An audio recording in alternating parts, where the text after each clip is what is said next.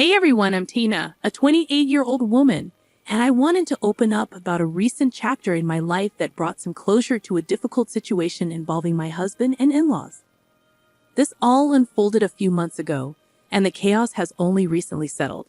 I'm still grappling with the emotional aftermath, and I believe sharing my story might offer some relief.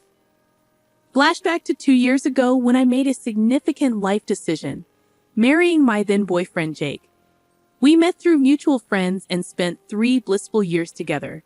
Jake appeared to be a fun and caring person, showering me with love. He hailed from a wealthy family, complemented by a high-paying job. Our connection deepened over shared interests, especially our love for travel. As we progressed from casual dating to a serious relationship, my friends applauded him as a great guy, genuinely happy for us. The relationship was smooth sailing. Jake's care knew no bounds. He surprised me with thoughtful gifts, even presenting a new laptop on my college graduation day. Despite his generosity, I hesitated about him covering most expenses. Jake, I'm just a college student. I can't afford to reciprocate in the same way. Let's at least split other expenses, I'd insist. Jake, however, dismissed my concerns, emphasizing his desire to spoil his girlfriend. He argued that many of his friends did the same for their partners. Gradually, I accepted his gestures, but I made efforts to reciprocate within my means. Upon securing a well-paying job after college, I was thrilled to finally return the favor. We transitioned to splitting expenses evenly and contemplated moving in together. You can move in with me, Jake suggested. I inherited my house from my grandpa, so you won't have to worry about rent. But let's split other expenses. It wouldn't be fair otherwise. Despite my reservations, Jake reassured me that he wanted to take care of me. However, we agreed to divide other costs more equitably, considering the difference in our incomes. Everything appeared to be going well until I finally had the opportunity to meet Jake's family, who resided in a different state quite far from us. Jake, caught up with work commitments, couldn't join them, so I was left to welcome his parents and sister on my own. Prior to this meeting, Jake warned me about their occasional judgmental nature, offering a vague heads-up without elaborating. He simply advised me to play along and ignore any potentially hurtful comments. Despite my reservations, I approached the situation with optimism. However, any shred of positivity quickly evaporated upon their arrival.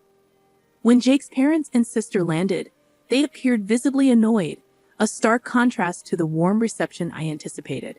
As we gathered for a conversation, it became evident that they held a negative opinion of me. So, you're the woman Jake has been seeing. I didn't expect to find you in this house. Do you even pay rent? Sandra, Jake's mother, questioned with a disapproving tone. No, Sandra, I don't pay rent. Jake mentioned that the house is fully paid for, but we split all the bills evenly, I explained, hoping to address any concerns. Sandra dismissed my explanation, asserting, just because the house is paid for doesn't mean you can mooch off him. This is his house, not yours. Remember that for the rest of your life. The conversation took an uncomfortable turn, especially with Jake's sister, Cassie, who seemed more interested in glaring at me than engaging in dialogue. When I attempted to include her by asking about her life, she responded with irritation, mentioning her marriage to a wealthy billionaire back home. Despite my efforts to bridge the gap, she waved me off, and Jake offered no support, seemingly aligning himself with his family's sentiments. Throughout their stay, Dave and Sandra continued to criticize me. They disapproved of my spending on makeup and skincare, insisting I shouldn't indulge in such luxuries when not contributing enough to the household. Their suspicion that I was relying on Jake's finances intensified, fueled by Jake's occasional unfounded remarks against me. For instance, he casually mentioned, Tina was a struggling student, even when it wasn't entirely true. When we first met, I found myself covering all the expenses, given that Tina had just started a job that didn't quite support her apparent taste for luxury. Confused by Jake's unexpected comments, I reminded him that we split our bills, emphasizing that I lived a simple life before and during our relationship. I clarified that any luxury items I owned were gifts from him, and I even used to scold him for overspending. However, Jake insisted that his status demanded extravagant gifts, and now I see it was more about him boasting to his friends. Their visit left a bitter taste, prompting me to question Jake about the whole ordeal. Unfortunately, he shrugged it off, downplaying the situation. "You're overthinking, Tina. Don't take it to heart. They meant well. What they said was disrespectful. Relax, you're overreacting," he dismissed. Despite my reservations, 6 months later, Jake proposed, and I happily accepted. We planned an engagement party, which we split evenly, balancing my small business on the side. Jake knew about its growth, but never inquired about the income. To me, it was a fulfilling hobby rather than a significant moneymaker. Deciding it was time to treat myself a bit, I opted for a grand engagement party, and Jake supported the idea. We divided the expenses equally, and I even covered the plane tickets for my extended family to attend. However, on the day of the party, criticism resurfaced. "You shouldn't have splurged so much at this party, Tina. You're draining Jake's account before you're even married. At this rate, you'll end up with a backyard wedding. I thought you were financially irresponsible, but it's worse than I thought," they remarked. I firmly declared to Sandra, "The party was extravagant, but we both agreed to it. I paid my share, and it was your son's idea to include everyone." Tina insisted a lot, and I couldn't say no. "I don't mind spending, but this party cost us a lot," Sandra retorted, accusing me of manipulating Jake into spending money, claiming he just couldn't say no to me. Cassie joined in, asserting that she knew the kind of person I was and that I should have fought better. Frustrated, I excused myself and sought a moment of respite on the venue's lawn, only to find Cassie and her husband Jim laughing at my expense. It felt like my engagement party was unraveling, with Jake oblivious to his family's judgments. Most of his extended family assumed I was jobless, painting me as a dependent fiancé. My mom, perceptive and protective, noticed my distress and approached. Aware of how hard managing finances could be as a single parent, she urged me to reconsider the engagement, pointing out the ongoing mean comments from Jake's family. After the party, I confronted Jake about the situation. He dismissed it as a joke, expressing his love and stating he didn't care about financial matters. However, I reiterated my desire to contribute, especially towards rent, but he brushed off the suggestion. Wedding planning brought more stress, with Jake's parents criticizing my choices and accusing me of bankrupting their son. I defended myself, stating that we were all contributing to the wedding, including my mom. Sandra's response was harsh, accusing me of robbing her son and insinuating that they expected us to empty the bank account for the wedding as well. I calmly addressed Dave's concerns. "I'm not asking for money, Dave. I'm simply letting you know that we can pay for this wedding just fine." On the day of the wedding, Cassie continued her comments on my dress and makeup expenses, despite my clarification that my mom covered those costs. The ceremony proceeded smoothly, but during the reception, Sandra and Dave couldn't resist bringing up my spending habits and accusing me of bleeding their son dry. Despite their negativity, I chose to keep quiet to prevent them from spoiling my special day. After a few months, Jake received a significant promotion at work, and he wanted to celebrate with a big family dinner. I was thrilled for him and decided to make the dinner extra special by offering to cover all the expenses. "I want this dinner to be extra special, Jake. I'm extremely proud of you, and I want to give you a treat. I've decided to pay for the dinner party completely," I enthusiastically told him. Jake was delighted by my gesture, and I explained that my business was doing well. I had a salary from my job, and I recently gained access to a trust fund from my paternal grandfather. I planned the entire event, ensuring everything was perfect for the celebration. However, when his family arrived, they were visibly displeased with the preparations. Despite positive feedback from others, it soon became evident that his family had issues with the celebration.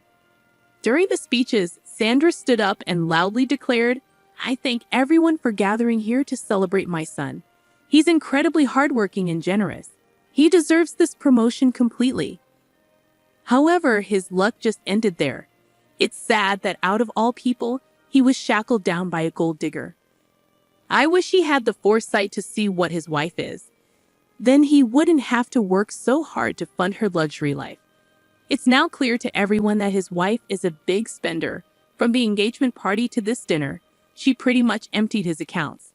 Feeling the weight of the accusations and insults, I took a deep breath and responded, "I feel sorry for my poor boy.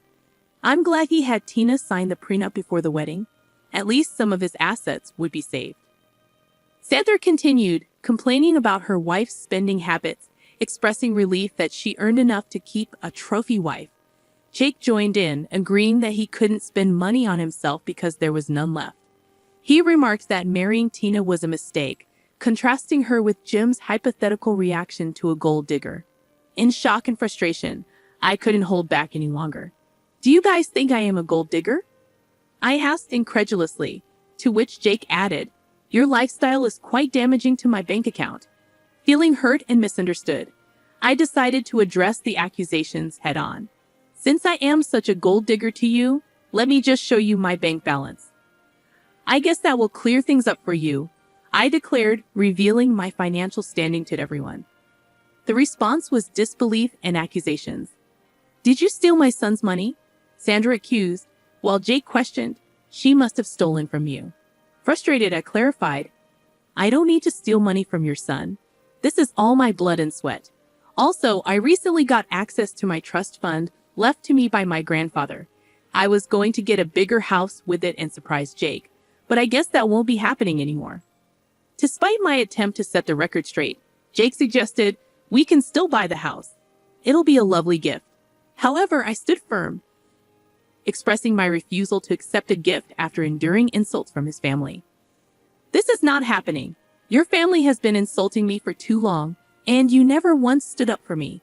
Instead, you made up these lies about how I'm using your money," I asserted, feeling the need to address the long-standing issue. Jake attempted to downplay the situation, claiming I was overreacting. However, I stood my ground, stating, "No, I am not overreacting. All the people here know what your family has been calling me. They were here when you let them insult me during our engagement party." Feeling the weight of years of disrespect and humiliation, I finally decided I could no longer tolerate the toxic environment. I sternly told Jake, "I want a divorce." He attempted to plead and explain, but my mom intervened, advising him to keep quiet. "You never defended my girl all these years. It's time she ends this toxic relationship for good," she asserted. We left the party, leaving the shocked attendees whispering amongst themselves. Despite exposing Jake to his extended family, friends, and colleagues, I didn't care anymore. I was done with him. Mom and I went straight to the house, collected my belongings, and Jake kept blowing up my phone in an attempt to talk. I muted it and went to stay with my mother.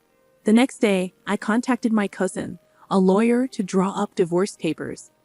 With a prenuptial agreement in place, the split would be straightforward, and I wouldn't have to give him any money, despite having more than him now. Jake and his family showed up at my mom's place demanding to talk. Mom firmly told them to leave, and Jake kept trying to contact me, sending a range of messages from sobbing apologies to threatening harm. I stored all the recordings, preparing for a potential restraining order. Despite the emotional turmoil, I found strength in my mother's support. Jake even tried to show up at my office, but security was informed beforehand, promptly removing him. It was then I decided to quit my job. Though well-paying, my booming business meant I no longer needed it, and I wasn't interested in becoming a millionaire. I simply desired a peaceful life with dignity, so I submitted my notice that day and decided to move forward. A week after serving Jake with divorce papers at his workplace, he showed up at my former workplace, only to discover I had already quit. Colleagues informed me about his persistent attempts to send flowers and gifts to my mother's address. We returned the parcels, but the harassment continued, prompting me to contemplate relocation. With my mother's support, I found a perfect house in the next state, offering me a haven away from my ex. Currently awaiting finalization of paperwork, the judge granted a relatively smooth divorce due to the solid prenuptial agreement. During the 6 months of separation, I used the time to gather myself. Once the divorce was finalized, I promptly moved to my new home, changing my number to escape the relentless spam from Jake and his family. I heard Jake's life was in turmoil, blaming his parents for the marriage breakdown. Professionally, he faced a significant setback, with colleagues avoiding him and seniors displeased with the negative publicity in their close-knit community. His parents resorted to spreading rumors about infidelity, but fortunately, these falsehoods failed to gain traction. On the contrary, my life took a positive turn. Focused on enhancing my business and relishing newfound freedom, I started going out and even ventured into the dating scene. Jake's insecurities made me cautious about committing too quickly, but I remain hopeful that with time, I will heal and find someone who truly cherishes me. While Jake's actions caused me pain, the strength gained from overcoming those challenges has propelled me into a brighter future.